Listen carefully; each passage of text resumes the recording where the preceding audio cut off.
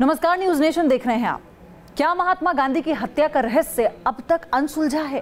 क्या बापू की मौत जिस गोली से हुई थी वो नाथूराम गोडसे की पिस्तौल से नहीं चली थी? इस तरह के तमाम सवालों पर जल्द ही पूर्ण विराम लग सकता है। दरअसल सुप्रीम कोर्ट में दायर एक पीआईएल में इस तरह के दावे किए गए थे और इस केस की दोबारा से जांच करवाने की मांग की गई थी, लेकिन कोर्ट की तरफ से नियुक्त एमिकस क्यूरी ने इस मांग को खारिज कर दिया है।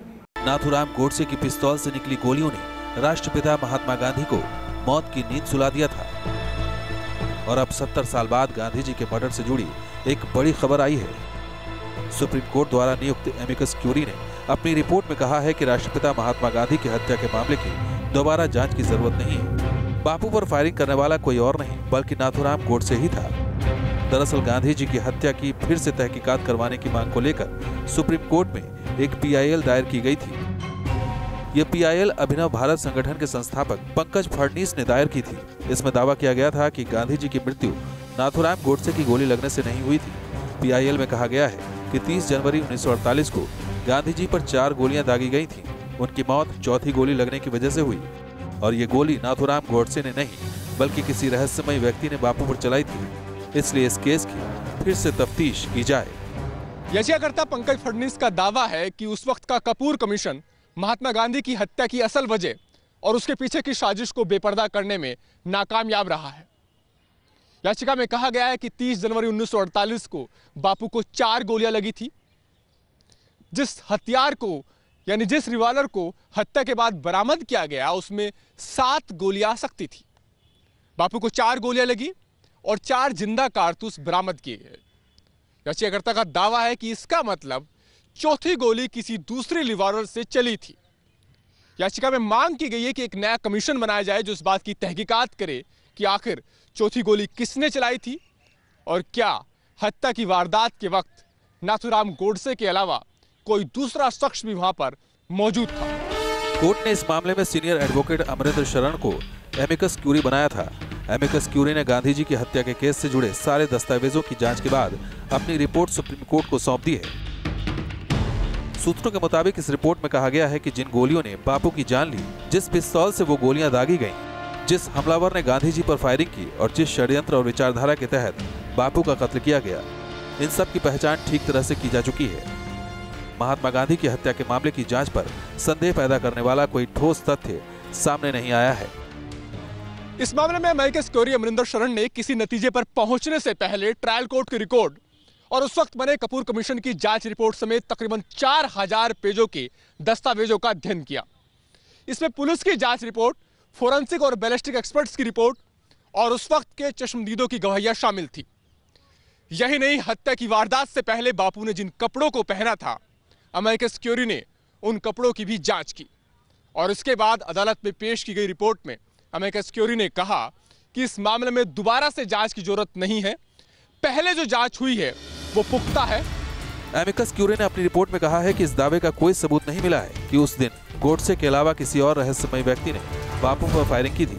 इसके अलावा बापू की हत्या के पीछे किसी विदेशी खुफिया एजेंसी का हाथ होने की थ्योरी को भी एमिकस क्यूरी ने खारिज कर दिया है। वीडियो जर्नलिस्ट चेतन शर्मा के साथ अरविंद सिंह, न्यूज नेशन, दिल्ली। बापू की हत्या के पीछे एक मिस्टीरियस मैन की थ्योरी दी जाती है। ये तो सबको मालूम है कि नाथूराम गोडसे ने बापू पर 3 गोलियां चलाई थी, लेकिन कुछ लोग दावा करते हैं कि वहां कोई रहस्यमय शख्स भी छुपा हुआ था जिसने बापू पर चौथी गोली चलाई थी और इसी गोली से बापू की जान गई थी। लेकिन अब तक इस थ्योरी के पक्ष में कोई ठोस सबूत सामने नहीं आया है। 30 जनवरी 1948, दिल्ली। महात्मा गांधी प्रार्थना सभा में जा रहे थे, तभी नाथूराम गोडसे उनके पास पहुंचा। उसने प्रणाम करने के बहाने बापू का रास्ता रोका और फिर अपनी बेरेटा पिस्तौल से उन पर गोलियां चला दी, बापू की हत्या कर दी। ये सब कुछ सार्वजनिक तौर पर हुआ। इसके बावजूद आखिर ये सवाल क्यों उठता है कि गांधी जी की हत्या गोडसे ने नहीं, किसी अन्य रहस्यमय शख्स ने की थी?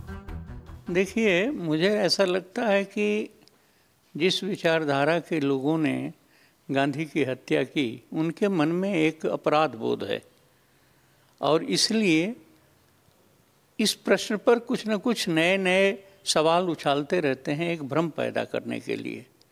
गांधी की हत्या 30 जनवरी 48 की शाम को प्रार्थना सभा में हुई थी। ये नहीं था कि कोई गांधी कहीं टहलते एकांत में पाए गए और उन्हें किसी ने गोली मार दी। बापू की हत्या के केस की दोबारा जांच की मांग से जुड़ी PIL पर सुप्रीम कोर्ट में सुनवाई इसी हफ्ते हो सकती है। अब सबकी निगाहें इस बात पर टिकी है कि कोर्ट इस पर क्या रुख अपनाता है। हाई कोर्ट ने इसको खारिज कर दिया था। ये PIL था अभिनव भारत के को-फाउंडर द्वारा कि पूरी चीज़ें सामने नहीं आई हैं। अब वो कोर्ट को उन्होंने दिया है और कोर्ट फाइनली क्या रवैया लेता है, क्या वर्डिक्ट देता है, वो देखने लायक होगा। जानकारी के मुताबिक बापू की हत्या के मामले में चौथी गोली की थ्योरी में कोई दम नहीं है, क्योंकि इसके पीछे ठोस सबूतों का अभाव है। बापू की हत्या में गोडसे ने जिस पिस्तौल का इस्तेमाल किया था वो उसे कहां से मिली थी और इस पिस्तौल की कीमत कितनी थी, ये सब हम आपको अपनी अगली रिपोर्ट में बताएंगे। Rizwan Arif, News Nation, Delhi. बापू की हत्या के लिए गोडसे ने जिस हथियार का इस्तेमाल किया था वो इटली में बनी 9mm बरेटा पिस्तौल थी। बताया ही जा रहा है कि यह पिस्तौल गोडसे ने ग्वालियर में हासिल की थी। भाई, बापू को प्रार्थना के लिए देर हो रही है। जिस साल गांधी जी की हत्या हुई उस वक्त आम लोगों के लिए पिस्तौल हासिल करना या लाइसेंस पर लेना आसान नहीं था और गांधी जी की हत्या में शामिल हथियार एक Italian semi automatic pistol Beretta M1934 थी, यानी विदेशी पिस्तौल से राष्ट्रपिता महात्मा गांधी की हत्या की गई, जो किसी सामान्य शख्स के पास उस वक्त मिलना लगभग नामुमकिन था। और इसी राज की पड़ताल के लिए न्यूज़ नेशन ने रुख किया मध्य प्रदेश के ग्वालियर का। मैं इस वक्त मौजूद हूँ ग्वालियर शहर में। ग्वालियर शहर की शान शौकत से, राजशाही से तो आप सभी परिचित होंगे, लेकिन अगर मैं आपसे पूछूं कि ग्वालियर का नाता महात्मा गांधी से कैसे जोड़ता है तो आप चौंक जाएंगे।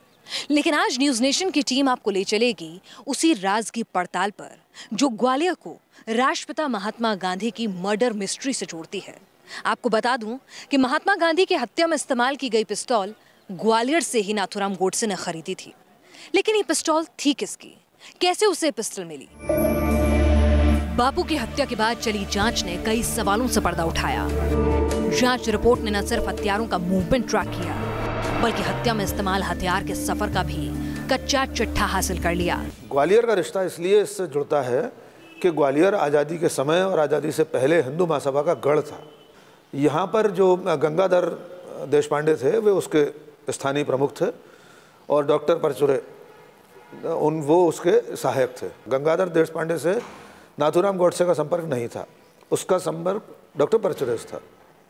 उनके पास जब वो गया उसने कहा मुझे हथियार चाहिए। तब तक गांधी जी की हत्या का उद्देश्य गोडसे ने इन लोगों को नहीं बताया। आखिर देश जिन्हें महात्मा कहकर पुकार रहा था उनकी हत्या से किसको फायदा होता? आखिर राष्ट्रपिता जैसे शख्स की हत्या की साजिश किसने और कैसे रची थी? बिना अतीत में लौटे इन सवालों का जवाब पाना बेहद मुश्किल है। 12 जनवरी को दिल्ली के बिरला हाउस में महात्मा गांधी ने एक प्रेस कॉन्फ्रेंस की थी और 13 जनवरी से अनशन पर जाने का ऐलान कर दिया था। लेकिन तब शायद ही कोई जानता था कि उनका ये फैसला दिल्ली से मीलों दूर पूना में बैठे एक हिंदू कट्टरपंथी में पागलपन भर रहा है। वो कोई और नहीं बल्कि पूना के सबसे कट्टर हिंदूवादी अखबार का संपादक नाथूराम गोडसे था। उसी ने अपने अखबार के मैनेजर नारायण आप्टे के साथ 30 जनवरी को गांधी जी की हत्या की योजना बनाई थी। इधर दिल्ली में महात्मा गांधी ने आखिरी अनशन शुरू किया, उधर गोडसे और आप्टे हत्या के हथियार की तलाश में निकल गए। लेकिन दोनों को एक बहरूपिये की तलाश थी जिसका नाम था दिगंबर रामचंद्र बडगे, जो केसरिया चोला ओढ़कर हथियार सप्लाई से पैसे कमाने में जुटा हुआ था। उसी बड़के को गोडसे और आप्टे ने मुंबई में खास पते पर हथियार और विस्फोटकों की सप्लाई करने को कहा। इसके बाद पूना से शुरू हुआ एक ऐसा सफर जो 2 हथियारों को पहले मुंबई और फिर मिशन 20 के लिए दिल्ली ले जाने वाला था, क्योंकि 20 जनवरी को गांधी की हत्या की तारीख तय हो चुकी थी। ग्वालियर से पिनास त्यागी के साथ team news nation. Gandhi ji की हत्या के मामले में नाथूराम गोडसे समेत 8 लोगों को आरोपी बनाया गया था। अदालत में दोष साबित होने के बाद नवंबर 1949 में अंबाला जेल में गोडसे और नारायण आप्टे को फांसी पर लटका दिया गया था। बिरला हाउस में 30 जनवरी की शाम महात्मा गांधी एक मीटिंग ले रहे थे। उस मीटिंग में नेहरू और पटेल दोनों ही इस्तीफे पर अड़े थे। जिस समय बिरला हाउस में ये राजनीतिक कलह चल रही थी, ठीक उसी वक्त उनके हत्यारे बिरला हाउस की तरफ आ रहे थे। प्रार्थना सभा में हथियार भी थे, हत्यारे भी थे, लेकिन उस शुक्रवार को बापू के बाहर आने का इंतजार लंबा होता गया। बापू रोज 4:55 पर सभा के लिए निकल जाते, लेकिन 5 बज चुके थे। इस बीच आभा ने बापू को बताया कि काठियावाड़ से 2 लोग अपॉइंटमेंट चाहते हैं। तो गांधी जी ने कहा, कह दो प्रार्थना के बाद मिलूंगा, अगर जिंदा रहा तो। 5:13 पर महात्मा गांधी ने दूसरी बार मौत की बात कही और फिर निकल पड़े थे मौत के करीब। वो जैसे ही डायस की तरफ 2-3 कदम आगे बढ़े, तभी ब्लू और ग्रे कलर की कमीज पहने गोडसे सामने आ खड़ा हुआ। गोडसे ने रास्ता रोक लिया और बोला, नमस्ते बापू। मनु बोली, भाई बापू प्रार्थना के लिए पहले ही लेट हो चुके हैं। Brother, Bapu is already late for prayers. जवाब में गोडसे ने मनु को धक्का दे दिया और इससे पहले कि कोई कुछ समझ पाता, उसने बेरेटा पिस्तौल निकालकर 3 बार फायर किया और तीनों गोलियां बापू की छाती में जा लगी।